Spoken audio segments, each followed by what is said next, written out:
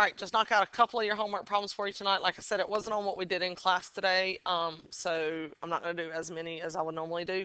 But you only, believe, had to do the odd problems anyhow. Okay, so I'm going to knock out 1 and 3 for you, and then you'll be responsible for doing 5, 7, and 9, and then I'll do some of the bottom down there for you as well. Okay, so number 1, okay, all you're doing is deciding, are they parallel or are they not parallel? So we have to figure out the slope. The slope of the first line, y is already by itself, so the slope of that first line is going to be 1 over 1. So now we need to rearrange the second line to get y all by itself.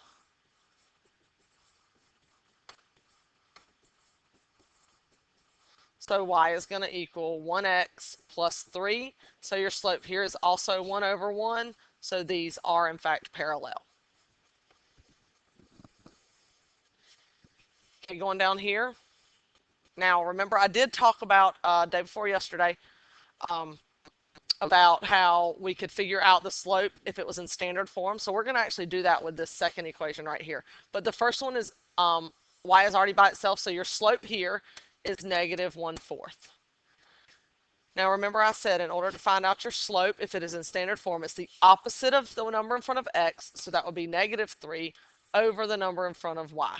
These two are not the same, therefore they are not parallel. All right, so you're going to be doing number 5, number 7, and number 9. All right, and then down here on 11, 13, 15, and 17.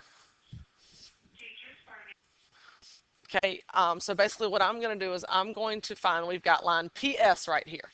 So let's look, that's looking at P and S. So we're finding the slope of PS. So that's going to be negative 2 minus 7 over negative 4 minus 5, which gives me negative 9 over negative 9, or 1 over 1.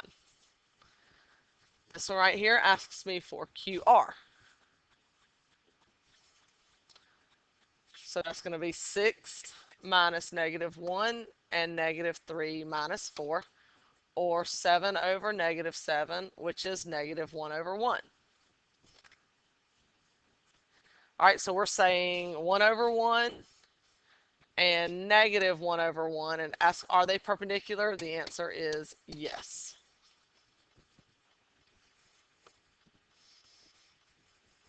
Okay, so by the way, this is also QR, so that one's already going to be negative 1 over 1.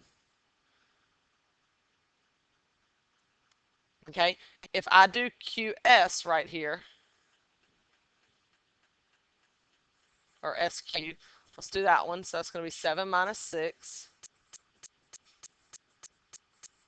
over 5 minus negative 3, which is 1 over 8.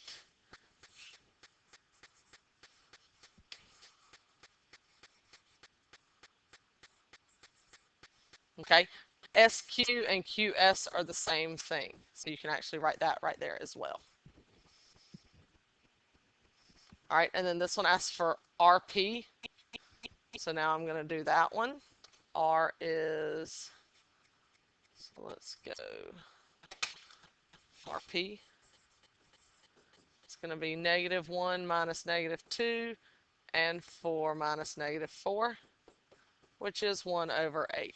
So RP is going to be 1 over 8. So is 1 over 8 parallel to 1 over 8? The answer is yes. Down here I can do 17. Negative 1 over 1 is not perpendicular to 1 over 8. So now you're just left to do number 15, and that would be QP.